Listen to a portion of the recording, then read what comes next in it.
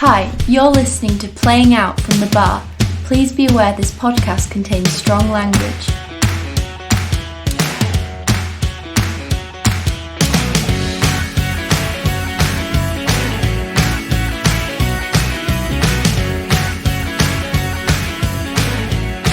Hello, yes, you are listening to Playing Out from the Bar. I am Jack Lacey, and thank you for joining us on this shambles of a podcast. If this is your first go in the virtual bar, then welcome. And don't worry, because it's not just me. As ever, I'm sat down at the table with Lewis Trice and Lewis Dawson, or better known, at least in my head, as Tricey and Dobby. All right, boys? Hi, Jack. Hi, Jack. You all right, mate? Yeah, good. It's a little bit of an early kick-off today, isn't it? It's a bit of a different feel for us. We're normally in the bar until the late hours in the evening. How are we feeling about it? We've been messed around for the TV schedule, haven't we? We have. But this is sneak behind the curtain. This is a Saturday 3 o'clock kickoff, so it's one for the traditionalists. Yeah. I feel a bit more at home with Saturday 3 o'clock. Yeah. It's so expensive here. It's got a nice feel to it. You know, you're in the match day routine. You know, we've been able to have a bit of late lunch and done the warm up, and now we're ready to go. Should we start with? I mean, just in terms of whatever. Has anyone got anything from the bar for this early kickoff? Because I didn't really know what the vibe would be. Yeah. I've gone for. To be honest, go on, try. Sorry. I've gone for a striding edge from Northern Monk, which was kindly delivered to me. But it's only a 2.8%, so it's a light IPA. That's a day session drink, that, isn't it? Right? Yeah. Get for about 15 of them. And still drive.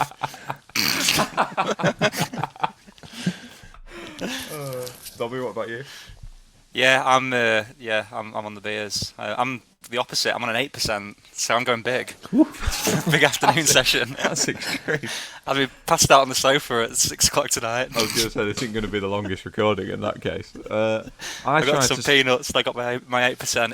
It's a North Brewing Company one, the Leeds brewery that I've had a few times, and it's called New Zealand Dipper, I think. Parrot Dog. That's as much as I can tell you.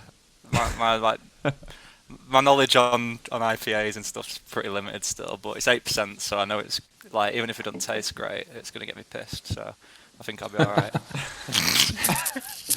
That sounds good. I kind of had a bit of a halfway house. I'm glad you two are both on the beers. Didn't know what to expect, so I brought a cup of tea. But then as a backup, I thought I'll bring a Moretti, because I didn't want to bring a Moretti and just drink on. If you two weren't drinking, I thought that would seem a bit he's a bit keen. So yeah. I'm glad you've joined me in that. That's good. Lockdown too, so I mean, there's not many alternatives at the minute other than drinking. It's the way to get through Sounds it. bad, really, doesn't it? It's the best way to get through it. I honestly believe that. We'll go on to our positives and negatives from the week. I mean, obvious place to start, but we should mention, Tricey, this is your first recording since becoming a dad for the second time. So how's that been? I assume that's going to take the basis of what your weeks have been like. Yeah, full on, mate. Yeah, it's strange. It was, like I said previously, it was weird being an expecting parent in the pandemic, but it's nice that he's here now and he's settled in nicely, bless him. But what everyone says is like, what's the difference between 1 and 2? And, it's a lot easier second time round, but it wouldn't be this podcast if I didn't give you a stupid football analogy. So, like, imagine the first kid was like the first time you're in the Champions League. Everyone talks about the lack of sleep, the nappies. That's like your Bayern Munich, your Barcelona. No one mentions to you about like burping and washing clothes. That's like your Red Star Belgrade. You underestimate it. Tricky ties. Less glamorous ties. Yeah, and then second time round, you deal with the sleep a lot better.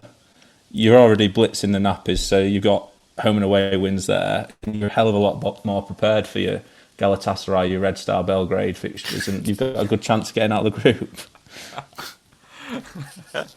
You become like, I suppose, what Tottenham are like over the past few years. They've become a hardened Champions League team. I suppose you're well on your way to that now. Yeah, definitely. Yeah, it's been a It's been a nice few weeks though. In serious, 3 weeks at home, back at work next week, so got that to look forward to. How's Alfie, the older child, taking it? Does he understand it? Is he a bit like, does he recognise he's got a brother? Yeah, he's aware that this thing's not just visiting for like a short period now. He's aware that he's here every day. No, he's been really good, to be honest. He doesn't get he gets a bit scared if Teddy cries, but I think that's because he's worried for Teddy. But other than that, he's been a good little brother. A future centre-half partnership, I think, blossoming. Yeah. Or potential Northern England Cray twins.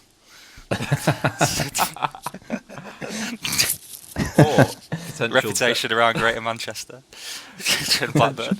A potential deadly fast bowling duo, Tracy. Have you thought about that? Well, yeah, I'm not going to be one of them pushy parents, that push the sport. I'm not bothered what sport they play as long as they're professional at it.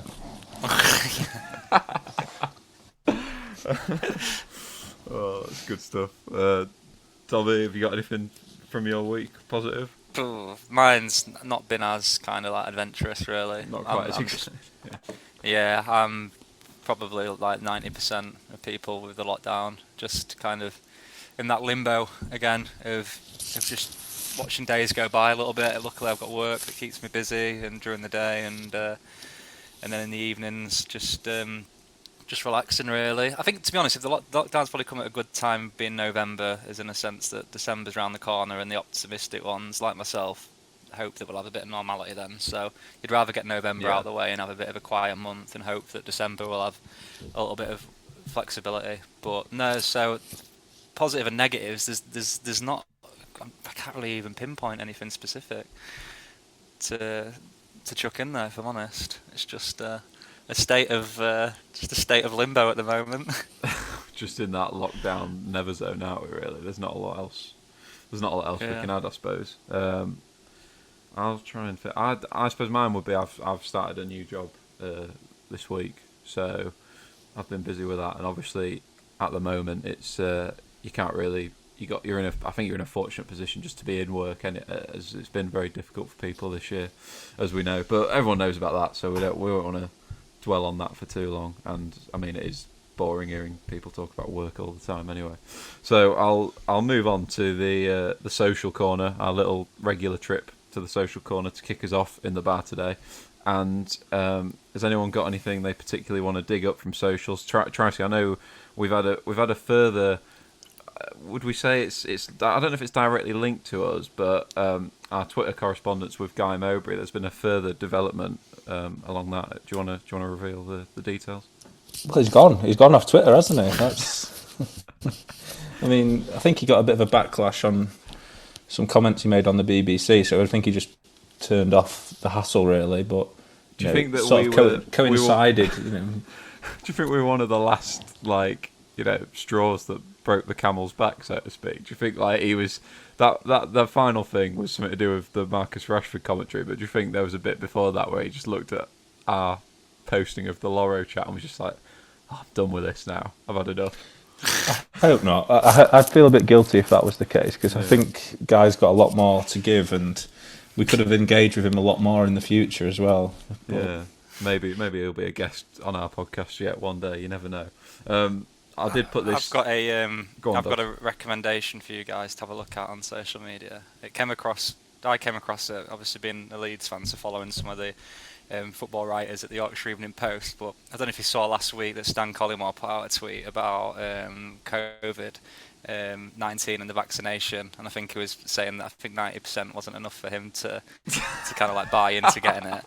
And so a guy called Graham Smith, who works at the Yorkshire Evening Post, commented with a bit of a sarky comment, and it got a few giggles out of people. And Stan Collymore, obviously, as we know, kind of he likes to comment back and have his say, and it essentially turned out to Stan Collymore He's definitely offering out It's that's great. It's a Stan Collymore. Basically, when you read it, you'll see what I mean. Offering out Graham Smith in the press box at Ellen Road, and I can't remember what the words are, but he's like, "I'll just basically I'll take on you and all your mates at Ellen Road in the press box."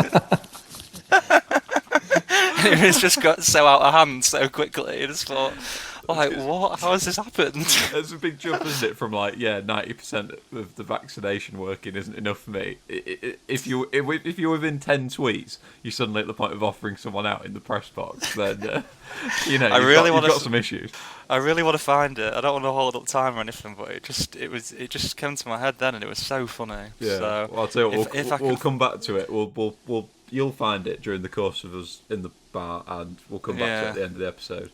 There's only one quick thing that I wanted to bring to people's attention from social that I've picked up this week. I mean, it's not really topical. It wasn't from this week. It was from a long time ago, but I've never seen this before. John Hissett, I believe, was the guy's name on Twitter. I saw him respond to another popular tweet about predictions, because there's a lot of, obviously it's the Masters at Augusta have started this week, and a lot of like people who seem to never mention golf normally are suddenly coming in with like big tips and that aren't really tips, big predictions that are quite obvious, etc.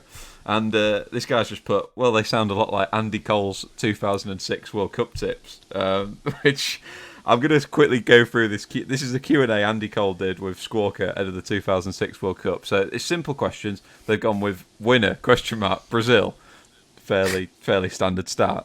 Fair enough. Dark horse, ? I haven't got one, to be honest, was his response. Golden boot, ? If Argentina do well, then it's got to be Lionel Messi. Again, fairly obvious, I'd say. Golden ball, which is the best player award. I don't know. There could be a surprise here. Someone could come out of nowhere and play well, so that's a tough one. And then finally, young player of the tournament. Come on, Andy, give us a good prediction. And he's gone with, that's another tough one. There are so many young players at the World Cup that it could be someone that nobody knows yet. So that's like a great bit of insight for that. Cheers, Andy. Thanks for coming, Andy.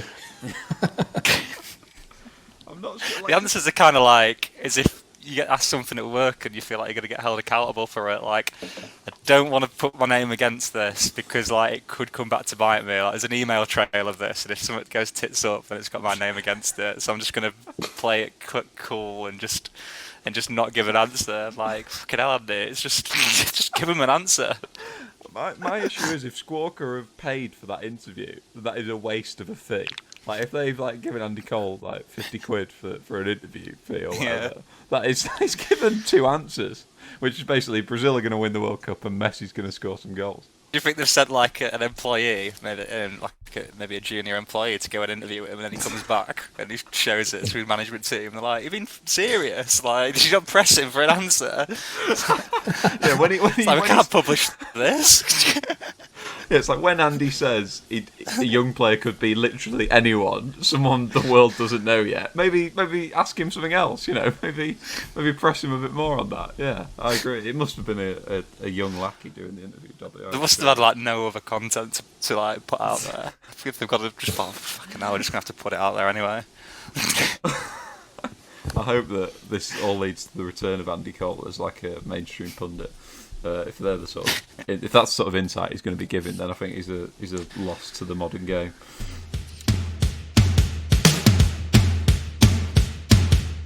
Yeah, just a little update as well. Seeing as we've established ourselves as an anti-Hermes podcast, so where possible, we do tell people to avoid them. And obviously, my friend Max, who listens, has felt the pressure and has decided to leave his role at Hermes as an account manager and go elsewhere. So I think brilliant, it's not great news. There's not even external problems anymore of people recognising the issues. It's internal. So I don't think, to be fair, I don't think our discussions have prompted Max to leave. But it's whatever we can do to help.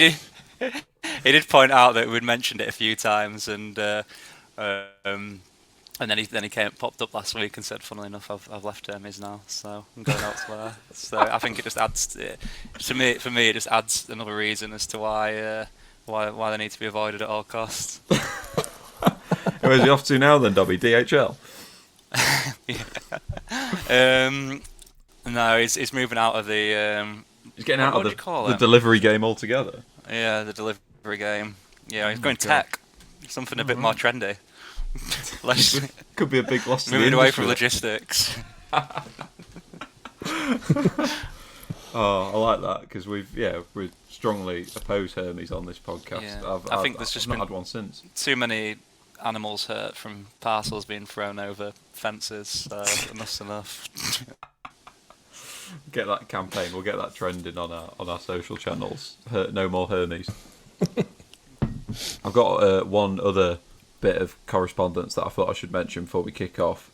This comes from good friend of the podcast, Jamie Greenwood. Greenie has pointed out to me after the last episode where we talked about video games, if you haven't listened to it already, and we were talking about some of our old favourites down the years, and he did remind me of something that I don't know how I forgot to mention this on the episode, but on FIFA 2008 there was a version for the Nintendo DS, which at the time was a pretty high-tech bit of kit, new console, although a lot of my mates had PSPs, but that's a separate issue.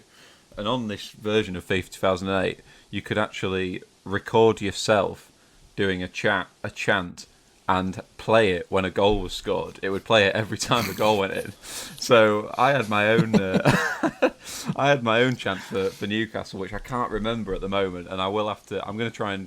I'm on a mission now over the next 2 weeks to track down that Nintendo DS and dig out my old chant, but. That should still be in games now, I reckon. Sats in the morning, Jack. Have you? Yeah, so like you'll hear the noise of the crowd, as far as I can remember, but then you just hear like, yeah, and then it would go into your whatever you wanted to record. I mean, you didn't have to record yourself singing, but I think that's what I did. As a Newcastle fan, did you just record yourself booing? It's realistic, this game. I think my chant was something along the lines of, it was in tribute to Obafemi Martins, who had just signed for us, and I think it was something along the lines of Martins being a god, like Martins is the god or something. But did you make it up yourself then, so you didn't even reuse an original chant? No, I didn't I didn't. I thought I'll come up with an original here. It's a good opportunity to get a new chant started. I've often wondered. Did you have some inspiration from an existing song? Did you think I'm gonna have a mash around with the words to I don't know, share, believe, and I think that's what I'd do nowadays. In there. I think back then I just went freestyle because I was just so excited to use it. I just said any old thing, but I'll try and find it out. But I think you're right. Nowadays, that's what you'd want. You'd be listening to some songs and think, oh, this could work as a good chant, And that's bring it back. I say, bring it back in FIFA 22. Let's have people been able to record themselves chanting. So we're going to be talking this week about rule changes to football, and specifically not just in-play changes. The FA handbook of rules and regs. We're going to be looking at structural changes as well, and perhaps some of our recommendations will go far. Perhaps they'll go up all the way to IFAB, and at some point they'll be recognised in a game. But I don't know about it. It comes on the back, I suppose, of we've had over the last few weeks a number of proposed changes to the sport. I don't know about you two boys, and I don't want to put a downer on this recording, but it just feels like football, just the game we grew up with, has taken such a battering over the course of 2020, and it just seems like the last thing I wanted to hear a few weeks ago was Project Big Picture and those proposed changes and talk of the Super League, a European Super League, which has always been in the background, but I think now has come to the fore more. Am I being cynical, or do you two agree with me that this is not a good time to be a fan of the sport in a way? Well, yeah, go on, Dar, sorry.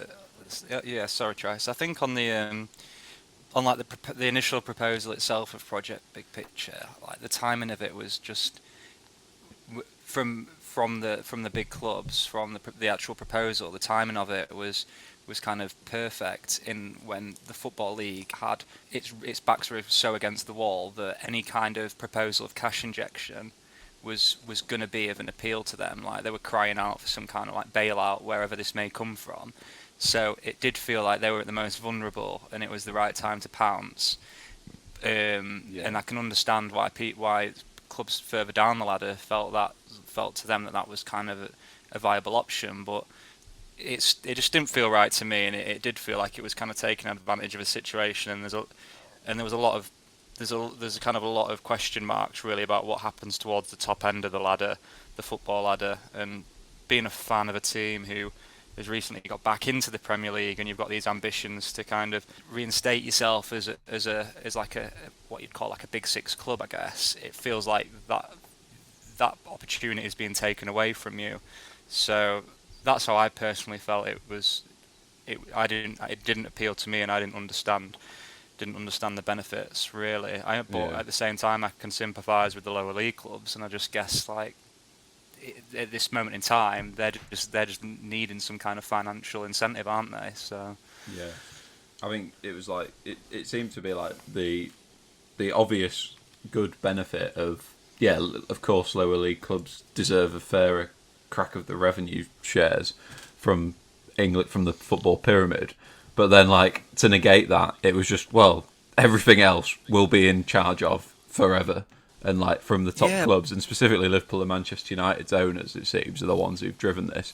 It reeks of, like, just complete closing pulling up the drawbridge on so many lower clubs so that they can't dream of ever winning the title.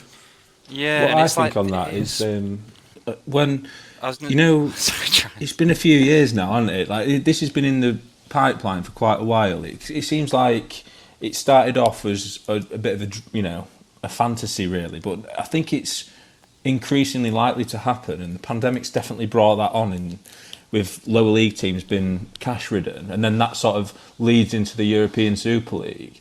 Originally, when I first heard these developments, like I'm talking about 5 years ago, I was actually in a pub with you, Dobby. I can remember chatting to you about this, saying like, oh, I'm dead against like a European Super League. But now I think about it, and I think the EFL and the clubs of the Football League and the fans of the Football League deserve so much more than every few months been held to ransom by the top six. So like, if they want to go, good riddance to you. Like, let them go play Barcelona, Real Madrid in Dubai or wherever they want to play it, because what they're deluding themselves into is that's the only way that the pyramid can survive. I mean, as we know it looks pretty bleak for the pyramid, but why can't we have something new and better where, I don't really care if Liverpool and Man United go off and play those teams. Like, the pyramid will survive because people want it to survive. Like, we've seen in this pandemic,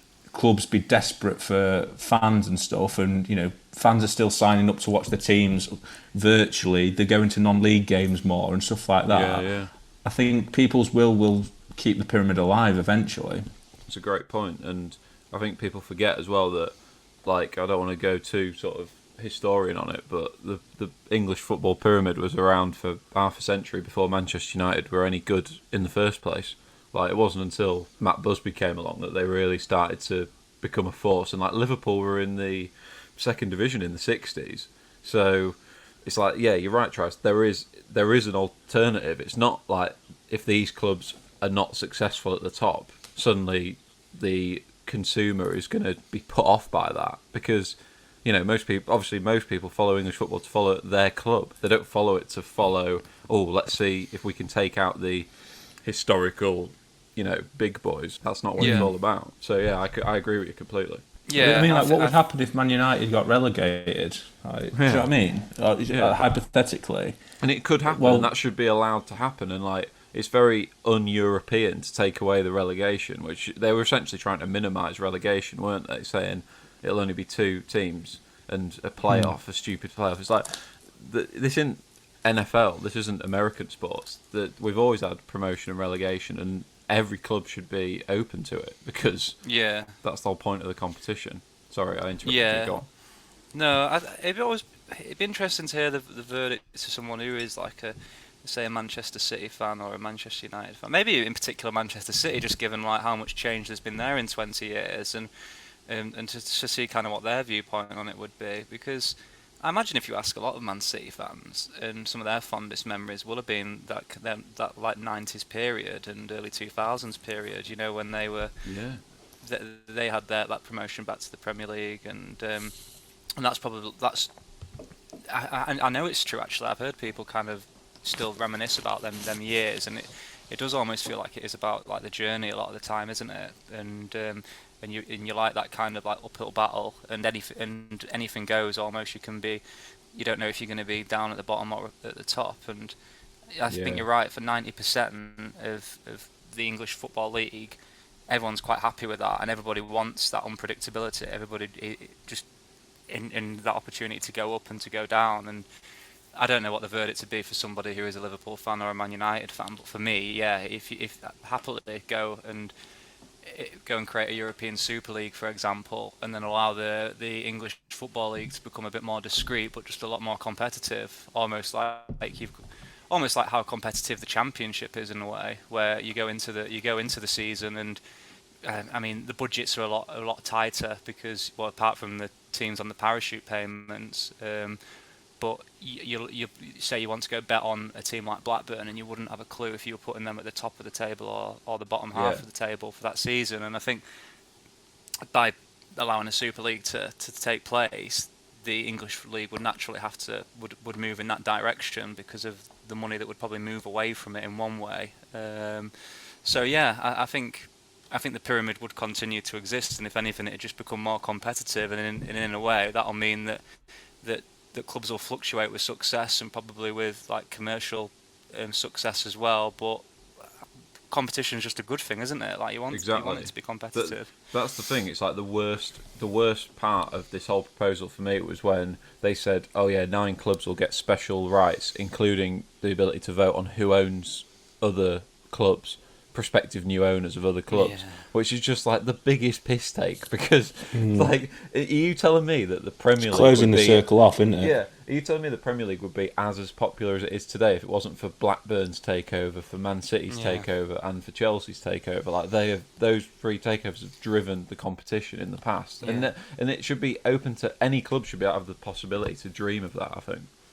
Yeah, and I think like you said, Jack, about like Man United and the Liverpool like success from like certain periods from like the 60s and 70s. Like if Leicester Leicester, for example, or Southampton being considered in this, is like one of these clubs that avoid any kind of what's the proposal for them teams? Sorry, so they're basically they're not considered as part of the big 6, are they? But the 9 clubs with special voting rights. Yeah, they're within like the 9 clubs with the special treatment. But that success is how Leicester have only been in that category for what, like 5 years?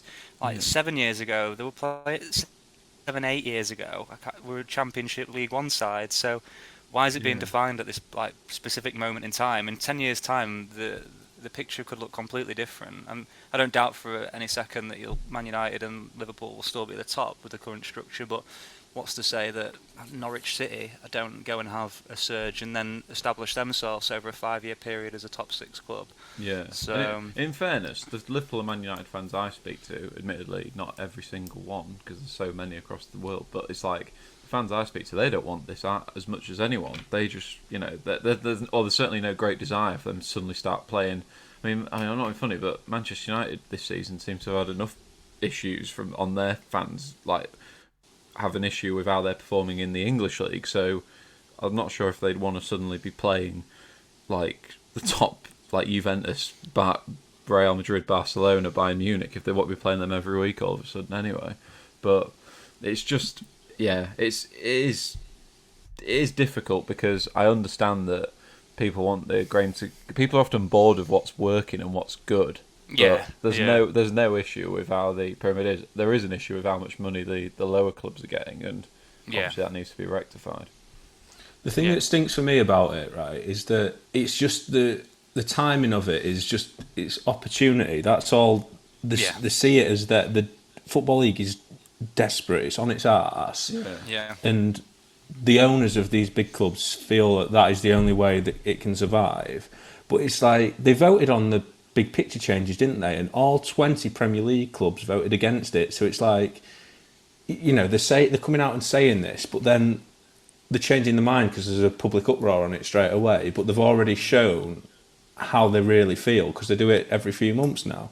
Yeah, I think as well the just going back to like at this moment in time, it's so appealing to like the lower league clubs, but I can't remember the details of it. But there was no guarantee of like consistent funding, was there? It was almost like a one-off bailout, like here's the money, and this is then we're gonna take control of power. Yeah. But I didn't see anything that mentioned how it would be like sustained and how in the long run how other clubs would benefit. It was almost just like here's like a bit of here's like a golden handshake almost, and then but what happens from there? How is it sustained? I can't remember seeing anything within it that to me made me feel like that's going to make like the pyramid more sustainable and more and kind of I don't know, like in more sustainable really. It's an absolute farce, that side of it, because also they've proposed hilariously to scrap the League Cup, and the amount of revenue income some clubs generate from a money spinning League Cup tie, like further down the pyramid, they get on TV, they get better exposure if they play Chelsea or Manchester United at home. It's like to suddenly take that away, take half. You're basically taking away half their chances to play against the Premier League clubs in a season. It's just it is an absolute joke, and I hope it like stays off the table, that idea anyway. Well, they dangle the carrot of the B teams as well, don't they? And that's that's another thing. That's just not right. That's an insult. I don't know. Yeah, it's an insult. Yeah, I don't know. I just think for me, if I could like just define it for me, it's like the pyramid. There's financial problems that need to be rectified. It needs to become more like sustainable.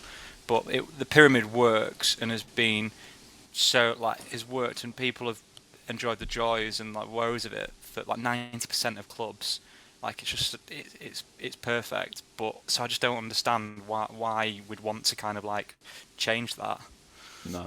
Well, it's money. Yeah, that's what it's down to, isn't it? Yeah. It's a TV deal. That's all that it's bothered about. I completely don't see it as a long-term starter. I just think it will only reduce the competition, not make it better. So it's not what fans want to see, and hopefully, in the end of the day, that's what wins out.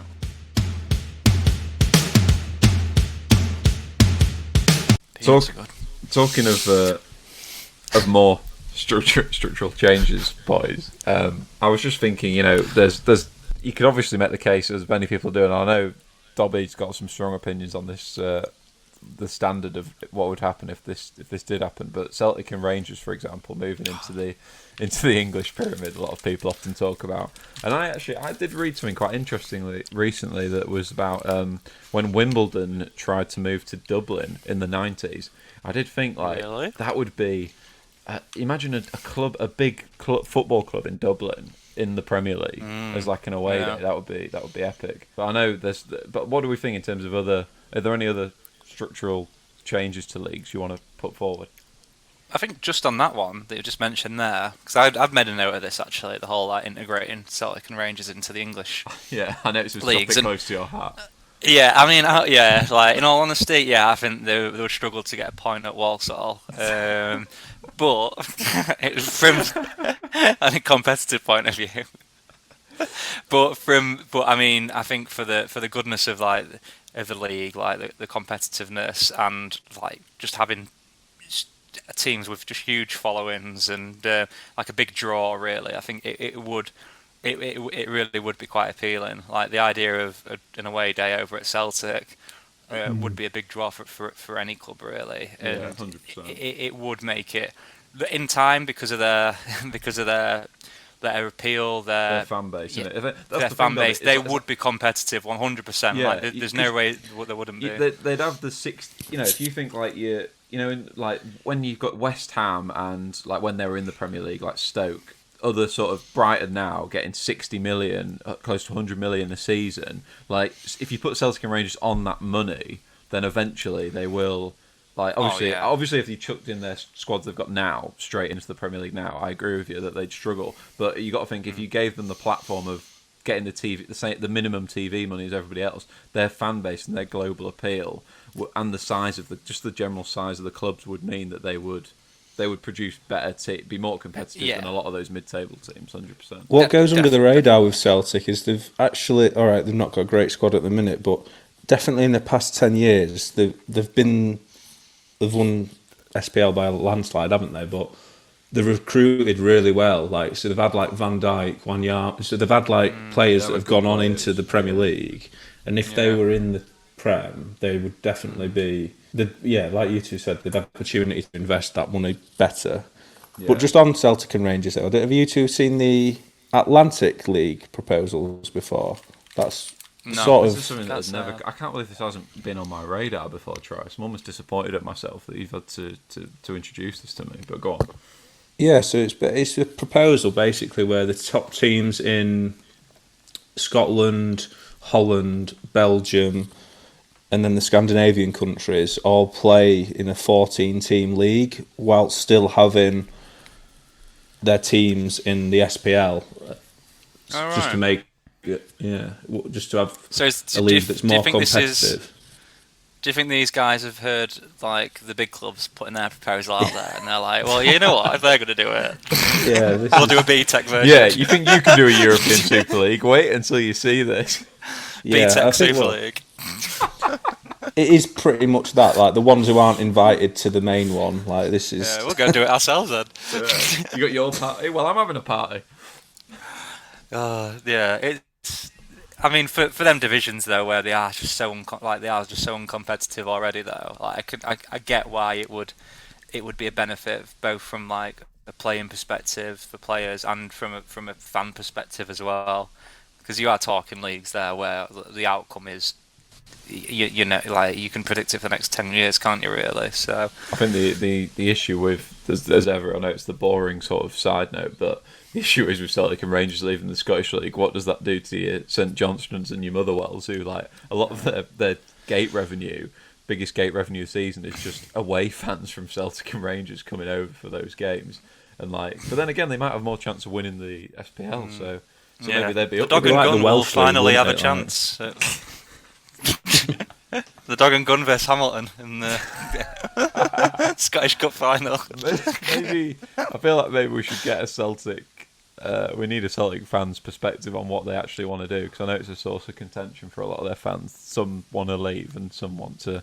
It's the classic leave versus remain argument, which I'd accept it. I think it would be quite exciting, you know. I don't think you can doubt that, really, can you? No. It'd be a massive draw. It'd be a great addition to English football. So, well, Wrexham play in the Football League, Cardiff play in the Football League, Swansea play in the Football League. Yeah. I like the way you started that with Wrexham, Trice. That's the smallest of the three Welsh clubs. That's because I've just seen a bootlegger video. But yeah, exactly. If they can switch the pyramid, I mean, maybe we should just have a British pyramid in general, but I know that would be very contentious for a lot of the fans of the smaller clubs from Scotland and Wales. But yeah, it'd be interesting. I like the proposal of an Atlantic League though, and you know, you got to think it would be more exciting for your Dutch clubs as well, because they've got more competitive fixtures rather than just 3 or 4 teams dominating at the top of the league every year. Yeah. So, moving on from that idea, I've got a bit of a proposal, and it's kind of going back to the English structure and how we think it obviously works, but how could we maybe adapt it to work a bit better? So, focusing on League 1 and League 2, would you ever consider regionalising the North and the South? So at the minute, as you know, you could be a Carlisle fan, yet you're playing Exeter, so you've got that I don't know how long it is, 9-hour trek, which is just it's a slog, isn't it? So would you regionalise? I don't know how the structure would be. I've heard it proposed before, but you've almost got the 2 divisions down there, but one being North, one being South. So yeah, I don't know where you put Peterborough, but will that help with revenues? Because Carlisle, when they've got say Scunthorpe, for example, their home fixtures are more commonly going to be the teams around them within an hour, so you've got bigger away attendances, it's got more of a draw for the home fans, it's got that more kind of rivalry feel to it, whereas when you've got Stevenage travelling up on a Tuesday night, even from a home fan perspective, it's quite tough to buy into it. You're going to get 100 away fans. I know you see it's like it's happening. I think it's probably evident in League One at the moment. You look at the top of the table and you've got like Doncaster, Hull, Sunderland, Lincoln. There's a lot of northern teams like clustered around the top of League One, and it does make you feel like it's a good. That if there were spectators in this season, it would feel. I think it'd be a great league to be in if you're one of them fans, because you're competing against some local rivals, and it does really add to it. So. Would regionalising it give it a bit more consistency on that basis, rather than it just every now and then fall like, oh, League One looks like a Northern League this year. I think it's a good idea. I think it's a good shout. That. I don't think you've come up with a bad proposal there, Dobbs. Yeah. I don't really know the how it works. I don't know how it would work, if I'm totally honest, but I think from a competitive point of view, it makes it a little bit more competitive, and surely from a commercial point of view, it helps. It helps generate more cash. You can do it. There's two ways to it. And there's a simple way, which is, I mean, Division 4, the old Division 4 used to be like this, had North and South, and what the Conference North and South is now, where you just have those teams at that tier, and you just draw a line through the middle. Put them all on a map essentially, and just put a line through. So if you've got more northern clubs, you might get a Lincoln or a Peterborough playing in the South Division, if you see what I mean. Yeah, there is that. If you do the other way, the issue is that you might get some not very good southern clubs suddenly starting to move up the pyramid, because you can't. I think you got to do it the first way really, rather than say you can only play in the northern region forever until you get up to the Championship or whatever. I think you've got to do the old. They're at the same tier, and we'll just cut the country in half in a way. Yeah. Okay. But I like it. Yeah, that's a good point from like the competitiveness though. Not like, cause I've not actually pinned it out on a map to see who's in the south at the minute and who's in the north. But off the top of my head, thinking of League One and League Two, there's some big northern clubs down there, isn't there? League Two's very northern this year. Yeah. Yeah, but they feel quite hard done by. Like fucking hell, you got Crawley who have got a chance of getting to, because the team, but yet, whereas you've got your Bradfords and down the leagues in the conf. Someone's at the door. Is it Hermes? I'm expecting a delivery. If it is, tell them. If it's Hermes, it's on fire. Bear with me. Sorry. I doubt it is. They'll have thrown it over the fence. They'll left it at your podcast reception. Exclusive. Definitely.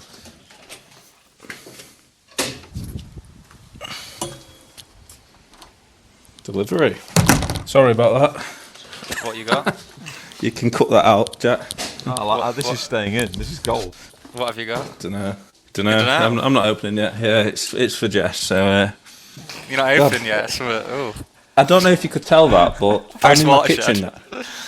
I'm in my kitchen, and that knock was aggressive, like we referred to a few weeks ago. Yeah, that was a bit. Sorry, where was I? That's fine. That's just conference. That's the issue of the early kick. Yeah. Don't they do it in the National League where it affects who gets promoted? The team that wins goes up, but if three teams, so say like League One was the nationalised one, and then League Two was regionalised, the teams that come down from League One affect the teams that come up into the split, if that makes sense. Yeah. But I think that's why you can't do it like that, because I think I'd have to double check, but I think the old Division 4 was the better way, I'd say, which is 2 clubs have to come down. Say 4 clubs come down from League 1, 2 clubs have to go up from North League 2 and South League 2. And then they rejig it next season. You redraw the map so you can you can switch tiers. I mean, it might piss off a lot of Peterborough and Lincoln fans and those Midlandsy types who are even if you, I don't know, Chesterfield, if they got back to that level, they're never going south. No, but you got to think, Dobby, if there's so many North clubs like that are knocking, it'll have a knock-on effect, is what I'm saying. Then you could get like Chesterfield in the South. Do you think? Yeah, I think there'll be some southern clubs that take offence to being categorised as North, maybe. And likewise the other way around as well. Yeah. Wasn't there an incident a few years ago of a really southern club being in the North area? Yeah, there was. Yeah, who was it? I can't remember who it was. But yeah, it's Oxford. It was Oxford, I think. I think they were in the same group as Scunny. Bloody hell. Oh, got a good Northern away day at Oxford. I think it was that. The away attendances would be, like, as long as they can be properly policed, would be fantastic. I mean, if you suddenly got like 4,000 or 5,000 fans, away fans from a slightly smaller club, it would be brilliant. Well, you mentioned Carlisle there, Dobby. I think correct me if I'm wrong this, but I think they actually try get Carlisle versus Exeter on midweek fixtures because they know less people are going to go to it anyway. I think from a revenue point of view, they try to avoid having those treks on Saturdays, if that makes sense. That does make sense. I think they do it across the entire football league. Apparently, I'm sure I read somewhere, even in the Championship, that's a thing. So Leeds would typically play like Cardiff and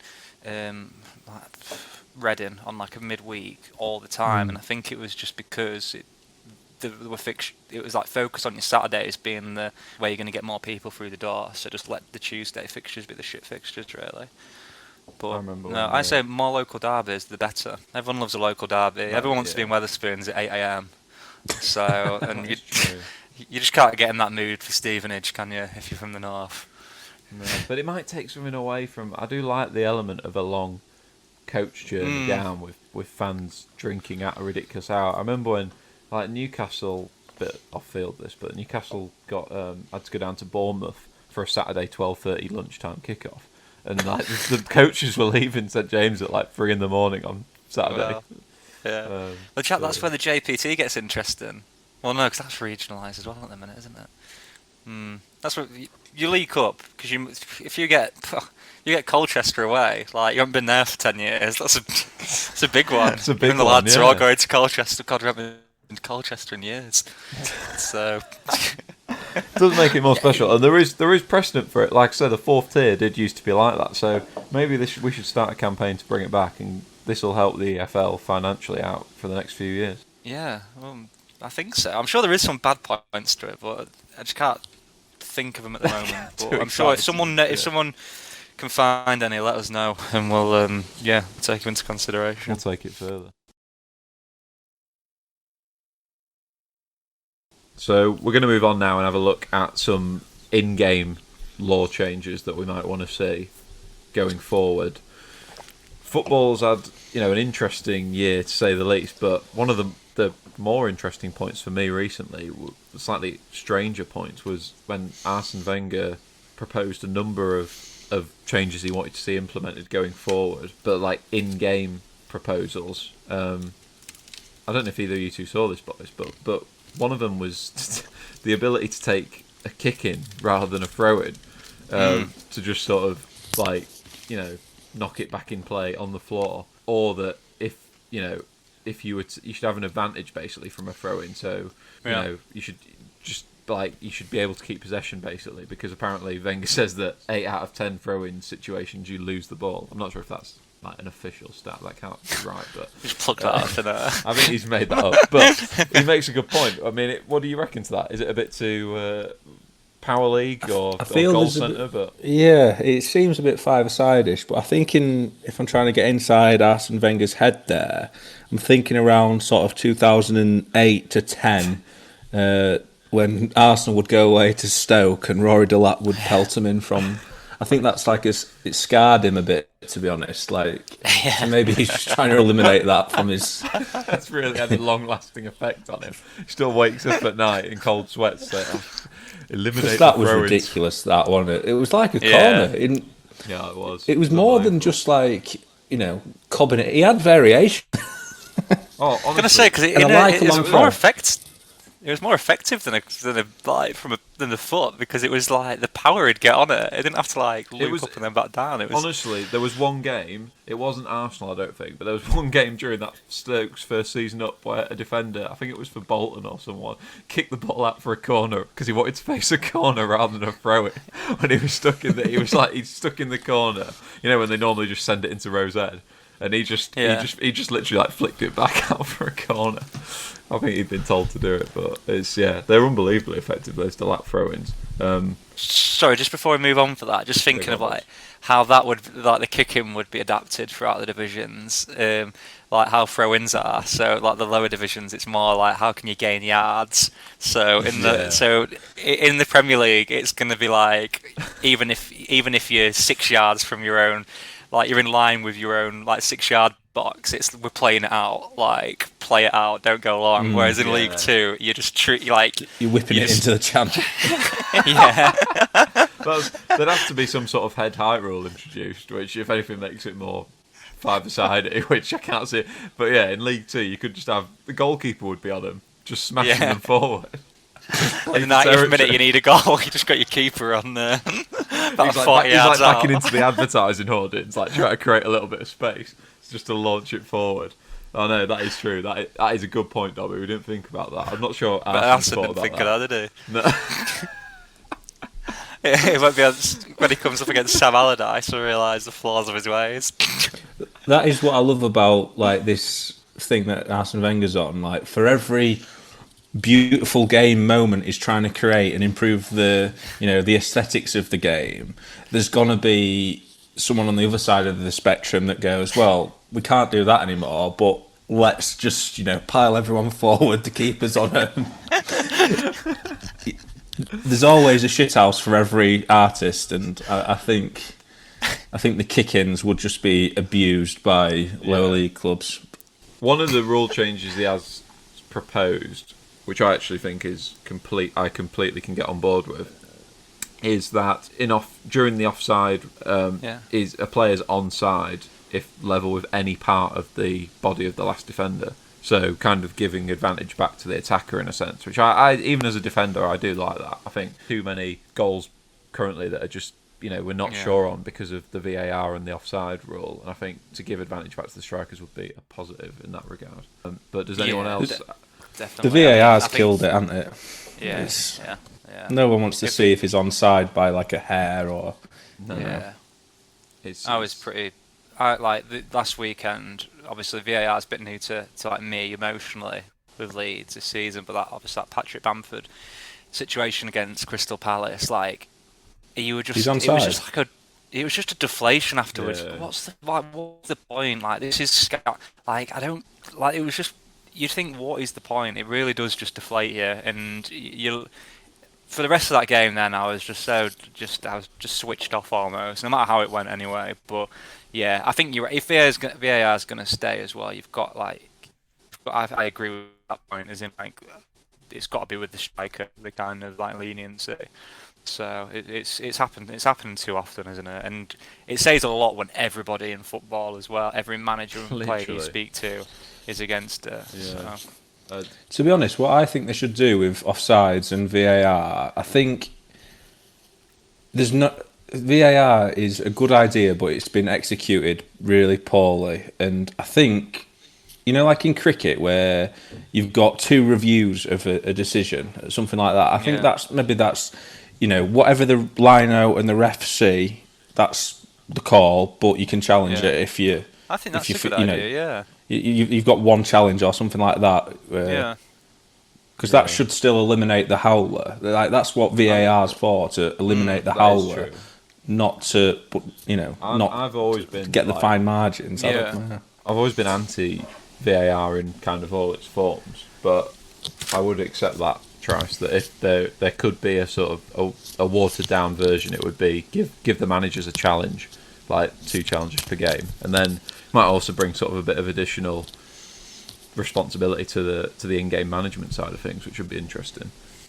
Someone gets to see how the big clubs are appointing a challenger, like a coach who's there to challenge, review the situations. A new role all of itself, whose sole job is just to spot what might be going on in Stockley Park and make a judgment on it quickly. I think that's a great idea though, the challengers. I think that makes a lot more sense. To me, I'd just get rid of it in general, though. VAR, it's too much hassle. It's not fun. I don't remember football ever having a huge problem with fans being upset about decisions going against them before. You just accepted that it was part of the game, and you got some lucky ones that you should never have got, and some went against you. And to be honest, in the course of most lifetimes, it probably evens itself out. I think goal line technology is different because that was like instant and it didn't affect the flow of the game. Yeah. But I think because football's a constantly moving game, and that's one of its major selling points, and why people, in an era where people's attention spans around the world are getting shorter, why they ever wanted to make it more stop-start, I'll never know. I mean, another one I hate, which is obviously come into the debate more recently, is the 5 substitutes per game for each side, and I just think, like, I don't know about you two, it's just this infuriates me because it's just one of those instances where it's like, no, enough is enough. And like it's sort of that thing of the thing from Alan Partridge. It's like, oh well, people like them. Let's make some more of them. Like people like subs. Let's just have more subs. And of course, bloody Liverpool and Manchester City want 5 subs. Their squads are strong enough and they've got the strength in depth to do that. But where does it end? Like, what are we going to be having like 10 subs, 11 subs down the road? Full sides coming off for one half and going on for another, like it's bringing a full back line on for defending a free kick. It's just constant free roaming subs, like constant NFL, roll on, roll off. It's just. I did actually put that, Jack, as one of my like radical changes. Like, can you imagine that happening where you have like a defense and offense like they have in the NFL? I'd rather, like, for me, 5 subs is half the team changes and it's too like dysfunctional, but there's an actual strategy to 11 on 11 off. Like, that'd be super. Well, this ties in nicely with what was the situation that Dobby put to us a few weeks ago when we played the recommendation of Sam Allardyce being appointed as Pep Guardiola's defensive coach, and just the two of them on the touchline together. You can imagine Big Sam like, no, we're a defensive free kick here, we need to take everyone off. Get the big lads on. And like, Sam's 11 goes on. Suddenly 10 lads. 10 like 6'5" players all march onto the pitch to defend a set piece. Can you imagine the fourth official board? How big that would have to be? It would be funny to see, wouldn't it? But even with the comments about the 5 subs, I completely agree with, and I saw somewhere on, I think, Twitter, and I can't remember. I don't know if you guys saw it or posted actually. And obviously Pep had this moan about there should be 5 substitutions, blah blah blah.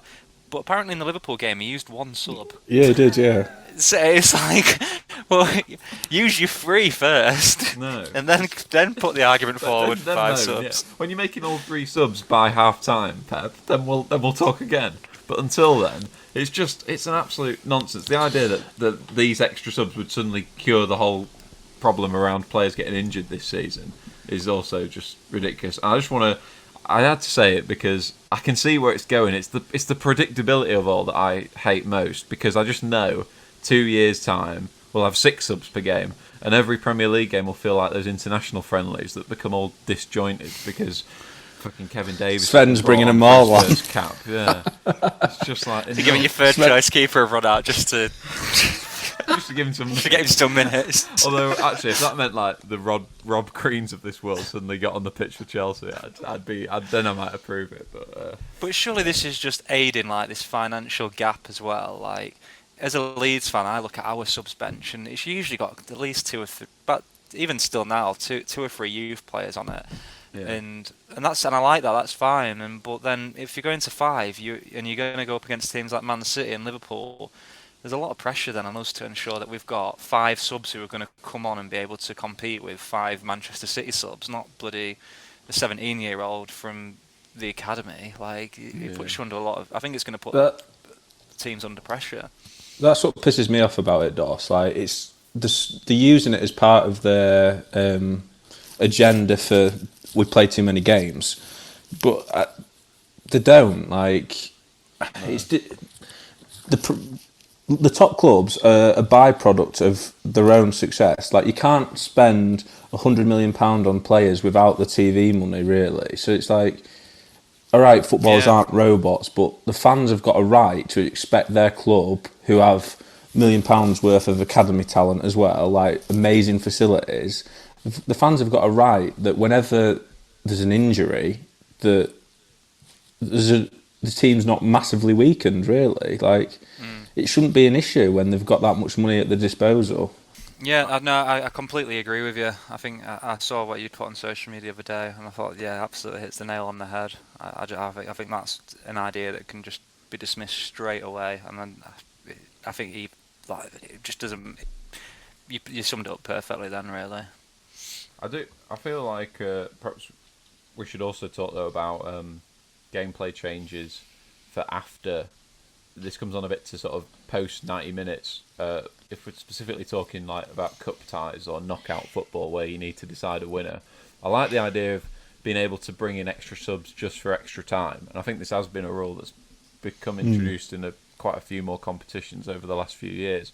The idea of being able to make a 4-4-5 sub once you get to that point, I think that is different because that brings like an interesting tactical side of it. Suddenly, if you get on some pacey players against tiring legs, it makes the game a lot more interesting. And extra time in general, I think it's a fair way to decide a game, unlike a penalty shootout. But the issue is how many extra time just finishing. There's no goals. There's no winner. Yeah, there's no goal. Yeah. Maybe golden goal. This is perhaps where golden goal was. Yeah. I don't see why they were so keen to get rid of that, because surely just naturally that would encourage you a bit more to go for it. Yeah, I agree. But I don't know. Wasn't David Trezeguet's Euro 2000 goal like the last one? I think so. I think there were 2 Euros in a row.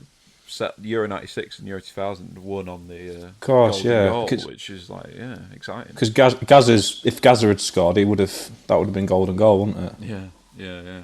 God, yeah, that's a big what if moment. That. I would take golden goal back. I think I would definitely. One of my friends actually put a proposal about extra time, and I thought I'd share it. This is a good one. As a bit of a fantasy idea. So if you go to extra time, after every 5 minutes, both teams have a player eliminated, but the other manager gets to decide who's taken off. I'm guessing keepers would be ruled out. That is amazing. That is brilliant. It's quite a good idea, isn't it? Actually, class. I can get behind that in a big way. That's accomplishing everything. It's ticking a lot of boxes because it makes it more interesting from a manager's perspective. Like, gives them another tactical side of the game to judge. Like, which player am I going to take off? Who's really good on the opposing team, and it just makes extra time more open, more open game, which is what we want really. Yeah, if that was the situation, who would you be pinpointing first? You thinking get the centre halves off for the other team, or you think I think that's a attacking threat? I think I'd take because in extra time they're shagged anyway, aren't they? The legs are gone, so if a chance falls to Harry Kane, it's still gonna. He might be tired, but he's still going to have a good chance of scoring. But I think if you put in Dele Alli, hypothetically, at centre-back, I think you've got more chance of your striker getting that tired chance, if that makes sense.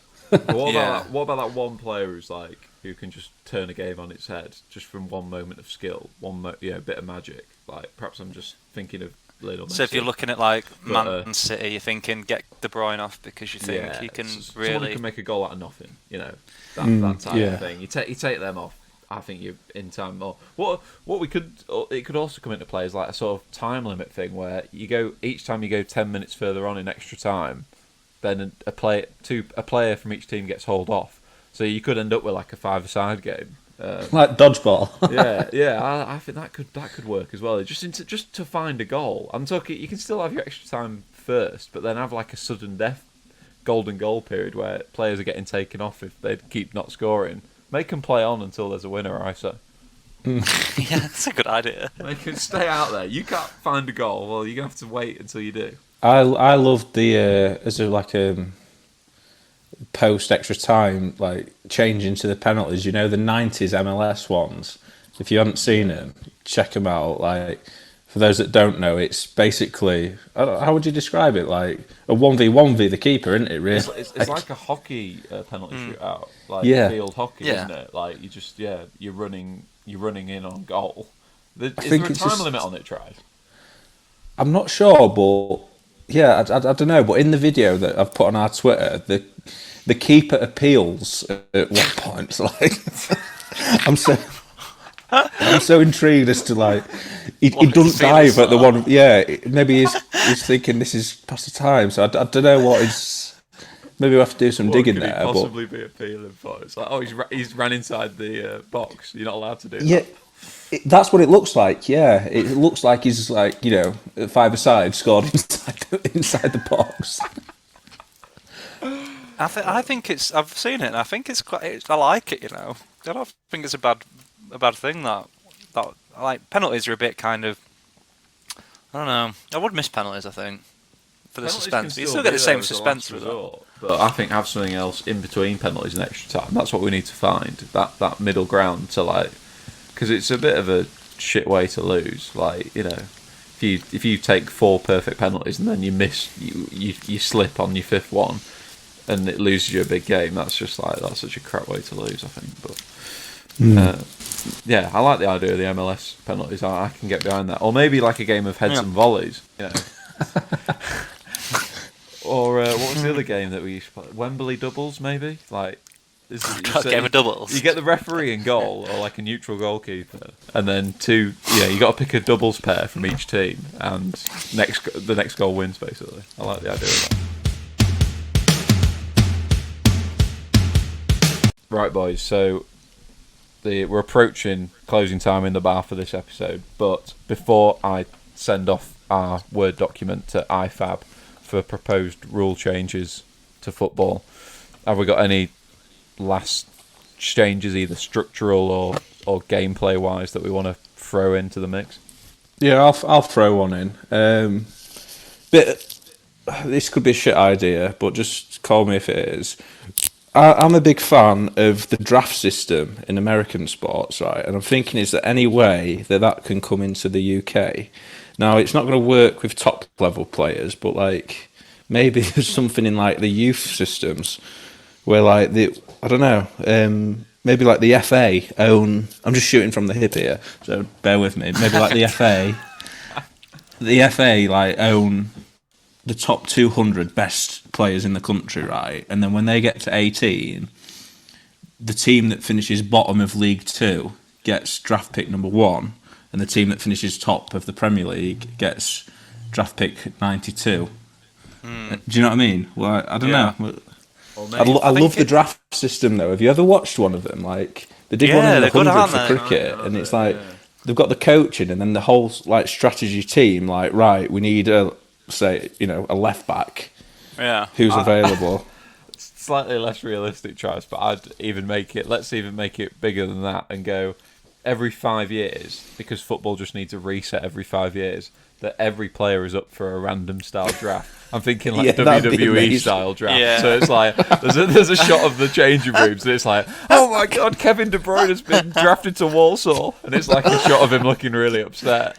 You got Mahrez like looking at him like not happy, like they're all like shaking their heads while the Walsall dressing room is going nuts. Like, I can't believe it. That's what. That'd be superb. And in some of the things that FIFA have come out with recently, I don't think this isn't too far off for me, really. Like, this is, the Nation League happened. Why can't a draft happen? Every player available.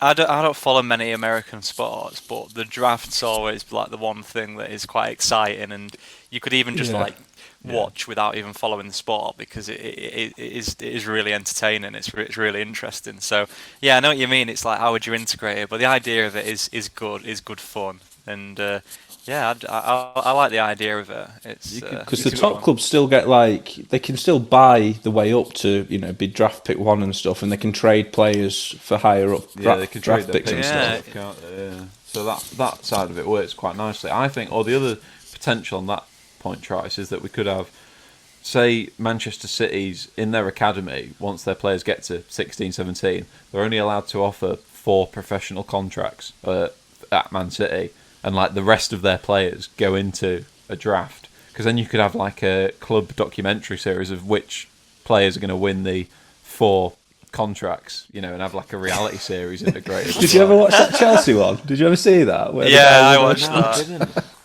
The guy won a contract as well. So that was a similar idea to what I've just.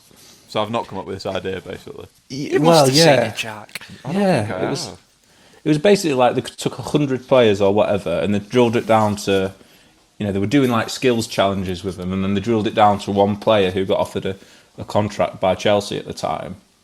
Oh, that sounds brilliant. Why have I not seen and I feel like Mourinho must have really liked it, because then it went over to Inter Milan when he was there as well. so it was Mourinho's idea, basically. Maybe, because it followed him, and he must have been like, I like this. Like, let's bring it over. But they did it with English players as well in Inter Milan, so they all went over, lived in this lovely house on like Lake Como. Also, it's got like a Love Island style vibe to it as well. Yeah, they all got to live with each other. Yeah, it's a great concept. Oh, I love it. I think I'm getting excited now just thinking about the possibilities of a draft in English football. It could revolutionise our game. Forget Project Big Picture. This is what we need to put our time into. That's definitely going on the proposal list. That gets the thumbs up from me, Trice. Dobby, have you got any further proposals to put forward to the panel? Yeah, a pre-season related one. I know there's ideas about people would maybe amend like Community Shield and other things. One thing that, and I saw it on Twitter the other day, and this is what got me thinking about it: the North v South squads and how they'd and who someone pitched who would make what squad. Would you have basically like some pre-season friendlies that are maybe in that scenario? So a team from the North take on a team from the South. Just as for entertainment, really. Well, or like you could even mix it up. Premier League All-Star game. Yeah, maybe. You could do the Premier League North v South if you want. You could do League 2 North v South if that's your cup of tea. Yeah. But yeah, just a bit of a way, like in the pre-season, a bit of a fantasy idea. Take it away from the usual teams. You could do it regionally, I guess. Anybody born in the Midlands could face people from Yorkshire, but I think the North v South one is. I saw the squads the other day, and I thought, yeah, you know what, that'd be a good game actually.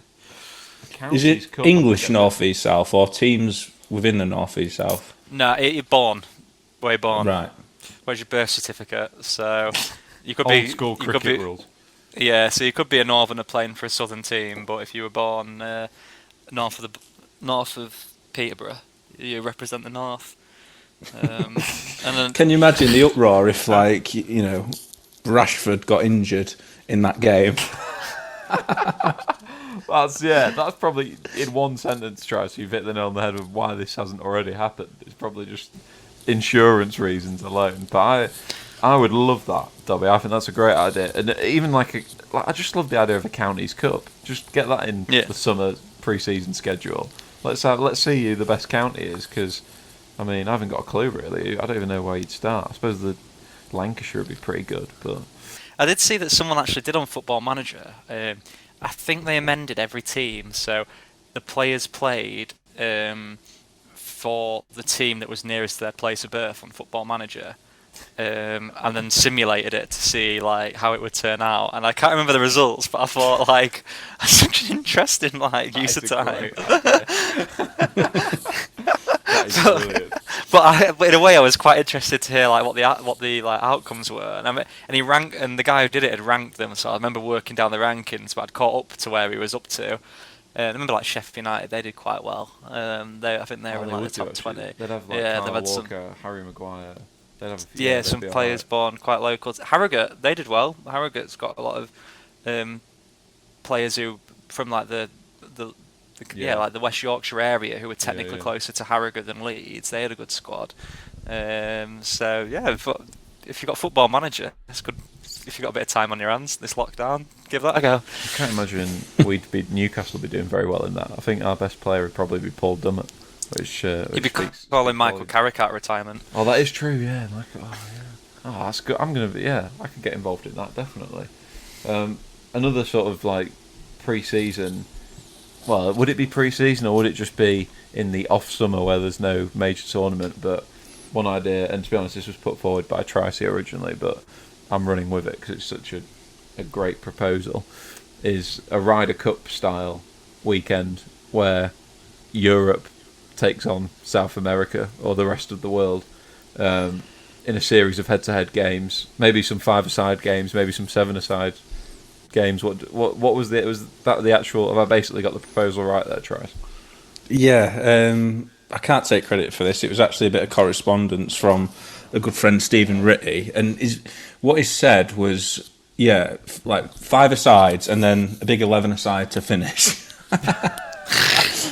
That's like the equivalent of the Sunday singles in the actual alternating in from Europe to South America every year. But I guess it could be rest of the world. But I sort of see this as, you know, not a pre-season thing. I see this as more like in conjunction to the World Cup. Maybe when FIFA falls on its sword of corruption, this is like the new thing. Well, I think the off summer where the normal summer where there's nothing happening, where there's no Euros, there's no World Cup. Normally there's the Confederations Cup or some nonsense. That can be the summer where we have the football Ryder Cup equivalent. I remember going back to video games, there was an early Pro Evo where you could do Europe versus South America in like a best of 5 series, like Ashes style series. I fucking loved that as a kid. I was just like, God, I was so desperate for Europe to win, which I think sort of led to my love of the Ryder Cup in general. But that's a great idea. It could like really, scope out, because like in the Ryder Cup golf, like the American fans are so different to the European fans, and like when they come over, it's quite hostile. But like, what one year you're playing in Warsaw and it's absolutely chaos from all the ultras, and then you go to South America and you've got like the pure sort of South American football fan as well. I think that'd be amazing. I think the big stadiums in South America would be very hostile towards a European v South. I mean, some of the Argentinian grounds would be absolutely ridiculous for that game. But that might, like you said, that just adds to it all. I think that is the best proposal I've heard so far. I can't wait to put that to IFAB and FIFA. Maybe we should do that, because if we don't, in the words of Alan Partridge, Sky will.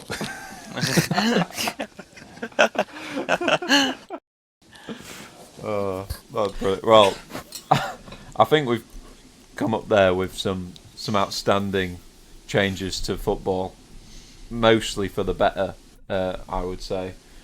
Particularly those last few proposals there. I think that if someone's got to do them, maybe it could be what saves FIFA and UEFA from their inevitable blow up down the road. For now, that's it for this week on Playing Out from the Bar. Thanks, boys. Thanks for joining me again, and we'll see you next week.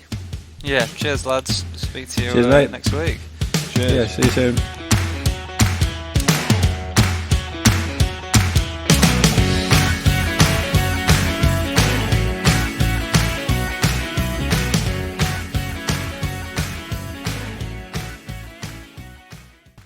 Hello, everyone. Sorry, I was meant to record this at the end of the last episode and forgot. But Tracy's reminded me, and basically we need your suggestions for changes to football, like what we've been discussing throughout tonight's episode. So if you've got any changes, either structurally or in-game, whatever, then send them in and we'll discuss them and talk about them on an episode in the future that we're planning for. Get in touch with us at all the usual places. Facebook, we are Playing Out from the Bar. Instagram is the same, I believe. And Twitter, we're just at Play Out from Bar. So do send in your discussion points or any other thoughts you have that you think we should know. And we'll discuss it on the next few shows. Also, just a quick thank you, because so many more people have been getting in touch recently. So many more downloads as well, and just people in general interacting and saying that they're enjoying the pod. So thank you for that, really. And also, if you could leave us a review, if you are enjoying it, then leave us a review on Spotify or Apple Podcasts as well, because that will make a huge difference to us. So that would be great. Okay, thanks. We'll see you on the next episode. Cheers.